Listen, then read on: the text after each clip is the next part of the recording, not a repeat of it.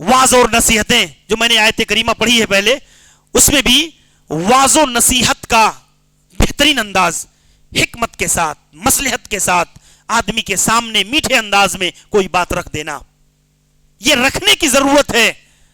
आदमी हिचकिचाहट महसूस करता है, आमतौर पर कोई बात कहने, दुनिया की 1000 बातें कर लेगा, मामलात की 1000 बातें कर लेगा, लेन देन की बातें कर लेगा, लेकिन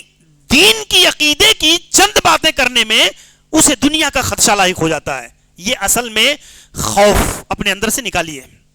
ये डर निकालिए अपने अंदर से, और आप अपने अंदर एक हिम्मत पैदा करिए कि आप जैसे दुनिया के मामलात में गुफ्तगू कर लेते हैं, ऐसे दीनी मामलात में अपने इल्म की हद तक, जो अल्लाह ताला ने आपको इल्म दिया है उसके, आप बताइए कलिमे का माना कौन नहीं जानता है? या आप कौन आदमी है जो रिसालत का मफहूम नहीं जानता है,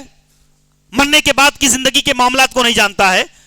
आप अगर देखेंगे तो अल्लाह ताला ने दावत के की जो बुनियादी तालीमात हैं दावत में, उसको अल्लाह ताला ने वाज़ेह तौर पर हमारे अकीदों में, हमारे ईमानियात के अंदर रखा है कि हर आदमी उसको जानता है।